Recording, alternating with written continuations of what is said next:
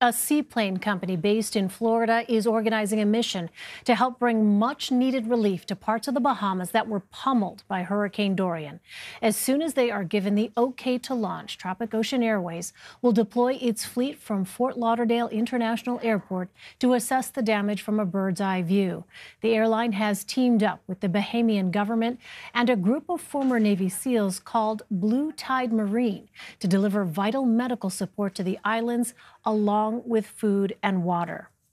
Former U.S. Navy fighter pilot Rob Ceravolo is the founder and CEO of Tropic Ocean Airways, and he joins me now from Fort Lauderdale, Florida. Rob, thank you so much for being with us. The conditions in the Bahamas are still too dangerous for your fleet to launch. What are you doing to prepare for these relief missions in the meantime? Yeah, hi, Elaine. Right now, we're in the planning phase. We're hoping to launch reconnaissance flights actually tomorrow morning. That'll get our teams up airborne over the areas to start assessing some of the potential seaplane landing areas. As you know, you showed some good footage of the airports that are actually underwater. That's going to be for some time, so it'll be difficult to get supplies into the people that need them. I mean, thank God for the helicopter support with the Coast Guard. What we're going to do over the next couple of days is assess those locations and try to drop our teams in to actually create a communication network and get the information back to the Bahamian government, so that we could be directed to the places that need the support the most.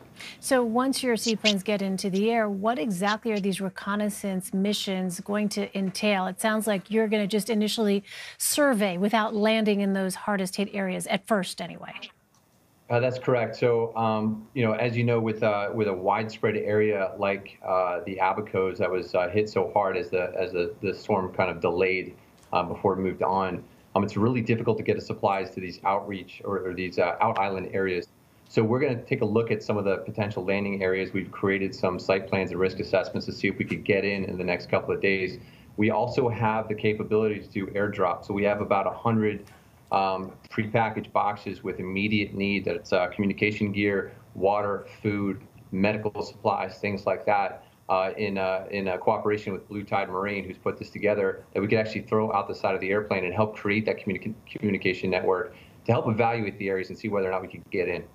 So, as we've been talking about, 3 islands in the Bahamas were utterly devastated after taking that direct hit from Hurricane Dorian. We showed a little bit off the top, but what are the kinds of scenes that you expect to see once you're actually up in the air?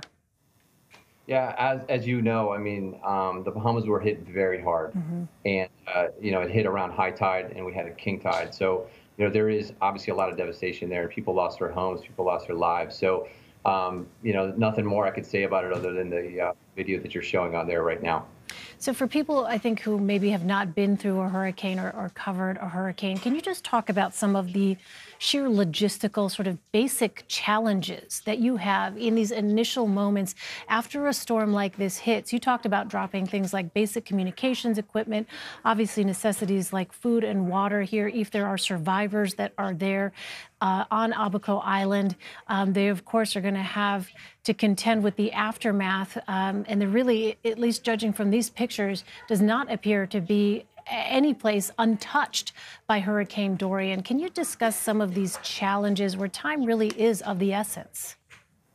Yeah, there's a huge logistical challenge in an event like this. I mean, I grew up here in South Florida, based now, came back up to the Navy. We get hit by a hurricane, within 3 days we could get the roads open and I could drive to the store. Right. There, as you can see, I mean, the entire place is underwater. And even when the water recedes and the airport is open, the islands where people are right now and trying to survive are, an hour boat ride away on a good day. So the logistical challenge is going to be creating a distribution network that actually can utilize seaplanes, boats, helicopters, paradrop if required, to actually get the supplies out to the people that need them. I mean, the people on islands such as Elbow Key, for example, which is normally an hour boat ride away from the nearest airport, they're trying to survive right now. And the key is, number one, getting communication up and running. Number two is getting the supplies to them as quickly as possible. And then you can move into phase 3, which is going to be that rebuilding effort, which is going to be a very long one for the communities. I mean, it certainly sounds like, obviously, the background in the military training really come into play here. Yeah, I think, organizations like the Coast Guard and the U.S. Navy, this is what we did for a living, right? So I think there's a lot of good people and a lot of assets in the private industry right now that are gearing up to help. And it's a good world we live in when so many people want to step up like that. So we appreciate all the support. Speaking of which, Tropic Ocean Airways is going to begin taking donations on Wednesday, as I understand it. What kind of relief items are you actually going to be accepting? Yeah, so if you go to our website, which is flytropic.com, we put a link up there actually, and should link to the Bahamas website, which they're putting out the immediate need items. This is our 4th year doing hurricane relief, and while everybody has a good heart and wants to give us, old clothes and things like that, what people need is food. Especially things like dehydrated food or Cliff Bars, stuff like that. We need water. We need medical supplies, chainsaws, generators. Things like that, tarps, ropes. Those are the kind of things that we'll take in support, and those are the things that we're going to be bringing out. All right. Rob Ceravolo. Rob, thank you very much for taking the time to talk to us. We really appreciate it. Sure. Thank you. Yep.